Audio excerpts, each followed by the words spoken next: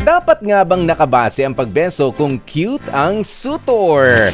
Ayan, so sige. Eto na nga ang inyong mga komento mga kapatid. Sabi ni Gail Enriquez, mapa-cute man o hindi, dapat may consent. Huwag namang biglain yung tao na bebesuhin. Anyway, nakikipagbesuhan lang ako sa mga close friends ko na at sa family. Pero kapag hindi naman masyadong close, handshake lang, pwede na. Ayan, si Darwin Rosel sabi niya, ay hindi. Parang may discrimination na kasi kapag ibinase pa sa itsura yung pagbeso. Ayan, si Donna May Solomon, nope. Base pa rin po ito sa'yo kung papayagan mo siyang gawin yun sa'yo. No matter kung pangit ba o gwapo ba yung suitor mo, kung di ka naman agree sa gagawin niya, well, it doesn't matter po. Kaya nga sa mga guys dyan always respect the girl you're courting para hindi ma-off ang nililigawan mo. Ganoon. Si JR Galion, sabi niya, it is not based on whether your suitor is cute or not. Kissing is giving respect to another person, whether he's cute or not. You should give it to him because we Filipinos are natural. Whatever that means. Ayan, si Mary France, ang pagbeso naman is a sign ng paggalang. So kahit anong itsura ng tao, wala namang problema sa akin yun. At least, hindi ba ginagalang ka kesa naman binabastos ka? Ganoon. Si Ronald Tumbaga, sabi niya, walang pagpapakyut kung ang dalawang nagbebeso-beso ay meron namang pagkakaunawaan. Pero kung ano to?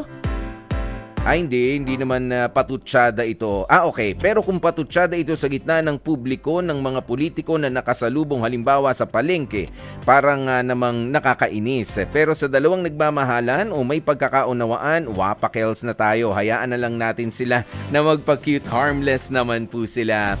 Ayan, sabi naman ni Cecil Ropeta, ay oo naman, lalo na kung pogi at matagal mo ng crush. Pero, yun nangyari sa isang show, si girl umiwas talaga kasi hindi ka gwapuhan si boy. Pero kung gwapo yun, I'm sure kikiligin pa ngayon at proud pa. Ayan, pero eto naman na pag-uusapan lang natin mga kapatid This is not meant to offend anyone or to protect or to attack.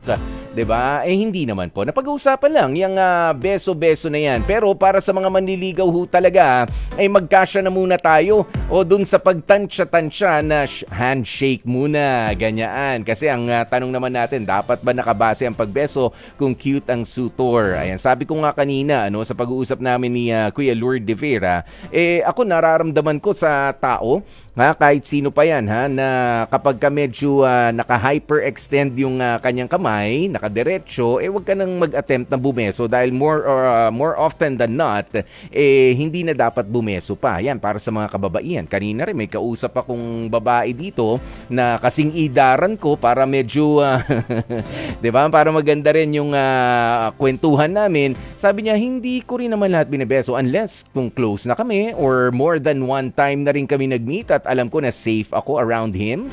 Ayan, pwede naman magbeso.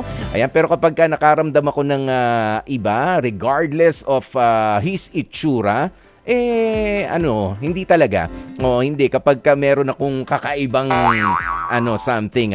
Pero ito para sa mga kalalakihan lang, tip, para hindi tayo nagaganyan, dahan-dahan. Kung sakaling bebeso kayo, may pakiramdam may pakiramdaman, wag basta hihilahin. Ayan ang inyong bebesuhan. Ganoon lang naman yun. Okay? Wag hilap na may pamimwersa. Alisin nyo po iyan. Kailangan may paggalang ang ating, pati yung pakikipagkamay. Ayan, kailangan merong conviction, merong paggalang pa rin. Hindi yung maka-chancing lang kasi meron ding pakikipag-handshake na gusto lang makahawak ng kamay o bahagi ng katawan ng isang tao. Pero bottom line is, pakita natin ang respeto hindi lang sa salita kundi pati sa ating mga ginagawa.